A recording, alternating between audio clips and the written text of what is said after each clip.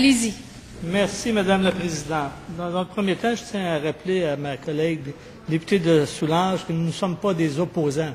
Nous sommes des collègues ici à l'Assemblée nationale. On a tous la même vision, améliorer le sort du Québec, mais on ne partage pas les moyens. C'est ce qui fait que c'est l'Assemblée nationale. Donc, Madame la Présidente, j'interviens sur cette motion du député de Verchères. C'est un peu le jour de la marmotte. Ça fait quelques fois que nous devons intervenir sur ce sujet. Mais il y a un dénominateur commun qui ressort de plus en plus dans les discussions au Québec, c'est le financement des partis politiques. Si nous sommes ici à parler de cette motion, c'est parce qu'on parle de système d'attribution de contrats, on parle de coûts de construction qui seraient plus élevés. Je n'ai pas les compétences pour l'évaluer, Monsieur le Président. Mais le dénominateur commun, c'est le financement des partis politiques. Je pense qu'on devra s'asseoir tous ensemble et avoir le courage de regarder la proposition que nous avons déposée, le député de la Pelletrie et moi-même, pour avoir un financement public des partis politiques. Cette semaine, Monsieur le Président, le Premier ministre a vécu une dure semaine parce qu'il a perdu ses derniers alliés qui lui disaient de ne pas convoquer de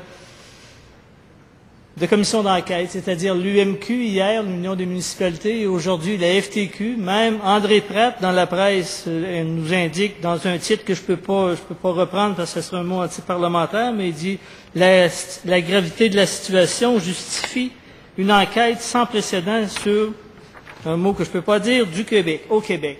Donc on vit un moment historique. Je pense que ça va prendre des moyens historiques. C'est pas normal que la population ait perdu confiance en son premier ministre qui a été élu il y a moins de 2 ans. Nous en sommes rendus à près de 150 000 personnes qui ont signé une pétition. Pour moi, c'est une atteinte à la démocratie, à nos institutions. En terminant, ce matin, on rendait hommage au député de Brome-Missisquoi qui ça fait 30 ans aujourd'hui, qui est ici.